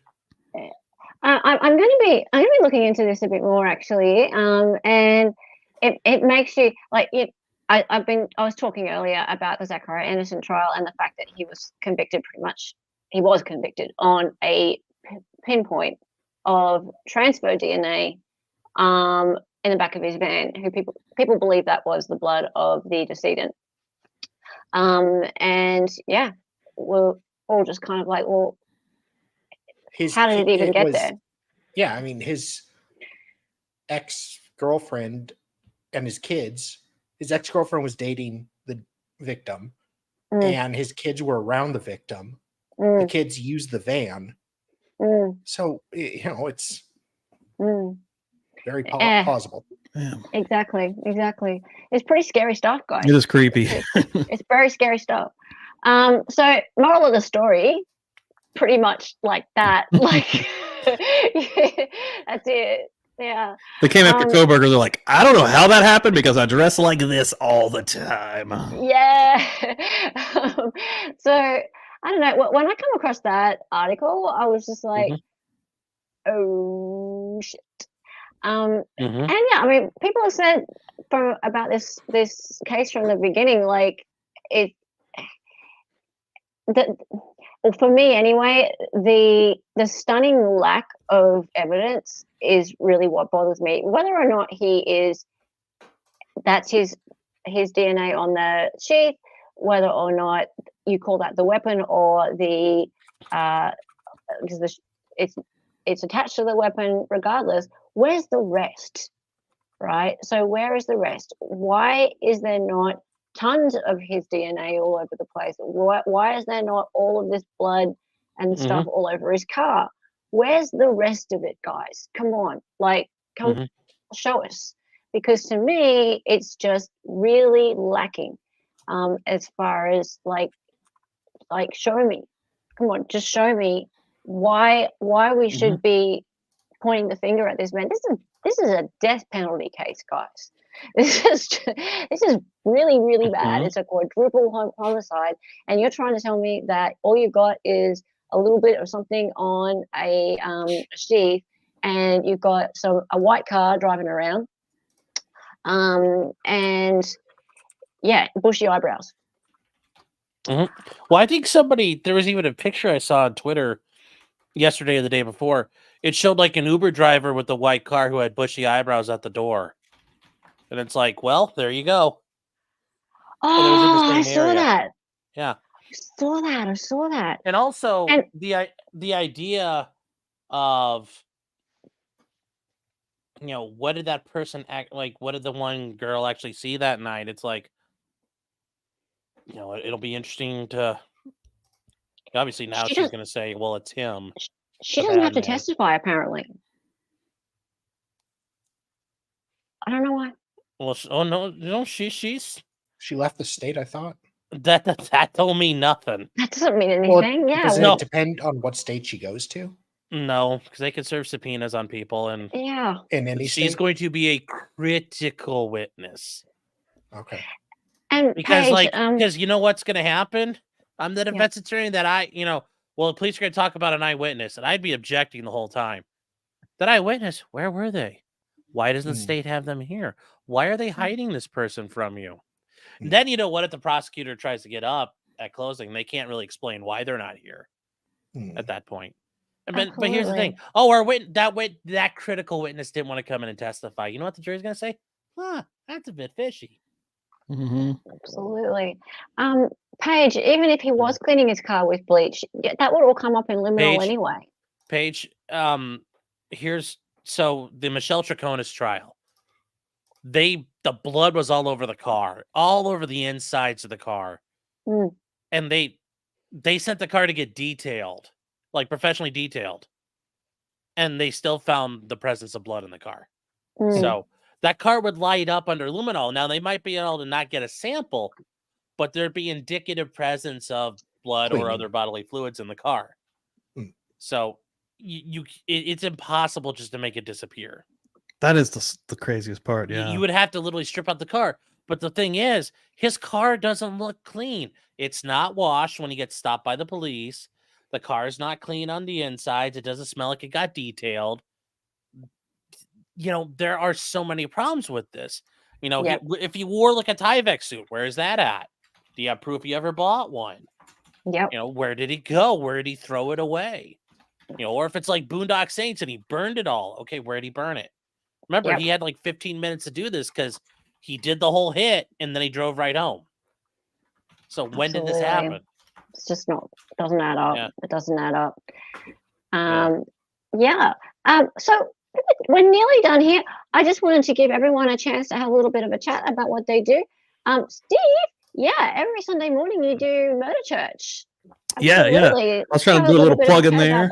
Yeah, absolutely. Have a bit of a grift. Yeah, man. Sunday morning. I do a show called Murder Church. Like I said earlier, I go live. Me and my brother he joins me twice a week, but I go live on Tuesday nights, Thursday nights. I didn't know Dan was your brother. Yeah, that's my real life brother. Yeah, that's my actual brother. And he has a super busy life too, so he only really gives me 2 hours of his time. But on Thursday and Friday night, you can hang out with us, and then Tuesday and Sunday it's me alone. But yeah, man, I mean, if everybody would come over and hang out, I appreciate it. But I think Murder Church is one of my most fun streams. Sunday morning, get up super early, and we talk about some crazy shit. You still doing Joel Guy? Yep. Joel Michael Guy Jr. The parents' dismemberment trial from Knoxville, Tennessee is fucking crazy. I think this week's going to be the last, and we're going to be finding a new trial. So I think this is going to be the last week right here. And then we'll be going into season 4 of Murder Church. I really enjoyed the day that you guys were doing the trial bingo or whatever it was. So when you were like trying to choose what the next trial was going to be, that was super fun. That was cool. Fun. I didn't the trial's been about total accident. Like they chose, and we just kind of went into it. I didn't know what I was getting into, but I started doing my research, of course, and I was like, "This is going to be crazy!" Like we just landed into a nutty one. So you guys know how it works is the day that these guys choose what the next trial is going to be is actually audience choice. So you go in and they put up a bunch of options, and then everyone votes on which one they want to what sounds most interesting, and then they go through heats, right? Yeah. We had 3 rounds. Yeah, that was super fun that night. That was fun. Idea. That was a great idea. Yeah, and I was all like, Joel Guy. You were on that the whole time because you'd already known about that one. That's true. I remember that. We'd run it here on this channel before, and because we did it with quizzes. So we had a trivia quiz at the end of every show, and people had to watch really carefully and answer the quiz at the end. That's pretty cool, and that gets them to pay attention. That's really good idea. Yeah. But the Joel Guy trial is nuts. Dude, it's been wild. He's crazy. Well, I think he's innocent. Our first season was Jeffrey Dahmer, right? We did the entire Jeffrey Dahmer trial, insanity trial. So somehow this much shorter Joel Michael Guy Jr. trial has been quick. I mean, I can't say it's been as crazy, but it has. The footage that they're showing around the house is fucking nuts. It is. It was a nutty one, and he's quite handy, really. Anyway, and if you like the jokes that come through here from Hella Man, you'll enjoy Murder Church. We have a good time. We don't take it too serious. We don't disrespect any victims or anything like that, but we still make we try to have as much fun as we can while covering murder. Let's say that we do have fun. All right, Snibbles, thank you for the 5 gifted memberships, Snibbles. Snibbles, whenever Snibbles gives out gifted memberships, I have to read out the names in the voice. So Snibbles gave a membership to That's a Shame, Bottom Bella, Wanda Stevens, Garrett Pace, and Coms Haikaida. All got memberships from Snibbles. Nice. Thank you, Snibbles. I love you, man. You're awesome. You're so awesome. This has been fantastic today. Sean, what do you got coming up? So we have a lot of things tomorrow night at 9:30. I have my weekly show. 9:30 p.m. Eastern time, the only time zone that matters. The only time zone. God's time zone. Yes, it is. It is. And then for tomorrow, actually, No, I'm just gonna put you on. Hold on here. I'm making sure I have it right. We have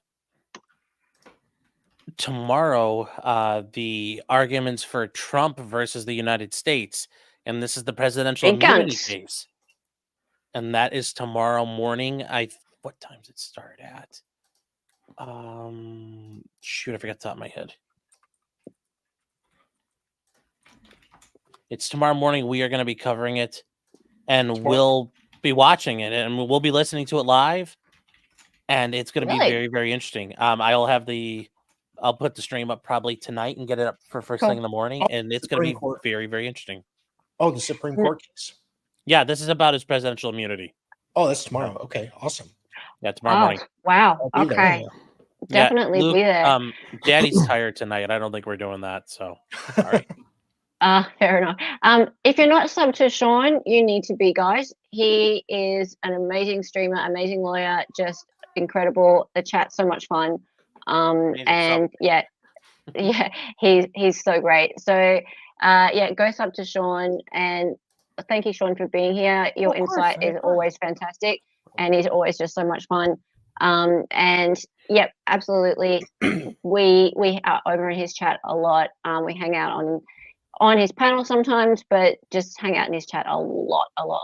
And also, you're just a machine. You stream all day and all night, I swear. Do you ever sleep? That's why I'm not doing anything tonight, I don't think. Oh, you're going to have a little... Are you actually going to, sleep rather than sleep on stream? Kidding. Sometimes I wonder. But no, you just keep things going. I don't know how you do it. Yeah. You're incredible. And Dali, what you got coming up? More of the Mark Jensen manuscript. I like to try to contact courthouses, get evidence, record requests, things like that. So I'm reading Mark Jensen's manuscript. Got about 150 pages left of that. He unalived his wife with antifreeze. He did. Had a hobby of collecting naked photos and organizing them by size. He normal did. things. All that kind of normal stuff. Yeah. Just stuff that we've all been there. Yeah, sure. I've heard about him, but I've never dove in. Yeah. It's a treat. You need to. It's hilarious. Seems like a nutty one. Oh, it's crazy. Yeah. Why not? Why not dive in there? It's the dude is okay. Just tell him what he did with his collection. Well, he downloaded over 2,200 photos of naked men and some women too, in fairness. So it's not weird. It's not completely weird, no. But he organized like 811 of them by size. Wow. Yeah. And D small. What were the names of the folders? D small, D average, D large. Yeah. Oral 1, oral 2, oral 3. Of course, favorites. Yeah, of course, favorites. Yeah. And there was a rulers folder. There was. That scarred me for life when I saw. Yeah, Dali had to do a Freedom of Information request. I did a FOIA because request. he had to had to find out. Well, he had to find out why. Yes. Well, no, Dali wanted to say, I want to assess his credibility. How good of an evaluator? That was what it was all about. They said to impeach him. Yeah, that was what it was all about. Yeah. Okay, so no, just also I got Hannah Gutierrez text messages are coming up in the next week or two. Yes, that's really good. And then I'm going to be covering the Alec Baldwin trial too. So, or at least the behind the scenes of it. Yes, absolutely. That's really exciting. In fact, I was hoping that you talk about that. The Hannah Gutierrez text messages series is going to be fantastic. Yes. The other thing I just wanted to talk about really quickly is we have the finale of Murdoch Mails on Saturday at 6:30 p.m. Eastern. So make sure that you're tuning in for that. We have Crime and Cask, the author of Defending Alex Murdoch, Guilty by Beyond Reasonable Doubt. He's coming on for the finale of that.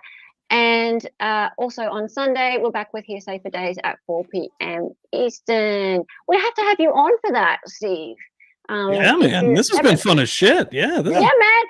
Sundays are flagship show day. So 4 p.m. Eastern on Sundays, that's the big show. That's where we do the wrap of the week's like trials and things, and we talk about what everyone's been saying on Twitter and all that kind of stuff. Cool. And we've been getting Phil's TYO Toys his video wrap up of the week. Nice, dude. Yeah. Feels awesome. He's always hanging out on my channel, dude. He's one of the real ones. He's fantastic. So yeah, we should definitely do that. You should come along. So yeah, cool. That's that. I want to redirect you guys because I can't really see much happening out there, but I want to redirect you to my stream tomorrow just so that you can see it. Press the like button on it. My stream tomorrow is we're going to be looking at the arraignment of the lady who ran into the boat club in Michigan. Yeah, that's going to be a nuts one. So I'll see you guys tomorrow at that. Thank you everyone for hanging out. And if you are a new member, make sure that you go and click on the link to the Discord and hang out over in there. That'll be fun. Thank you, Steve. It's so great to have you. Thank you. Seriously. Yes. Seriously, this has been amazing. Thank you, Sean and Dali. Hey, guys. Love you. Bye.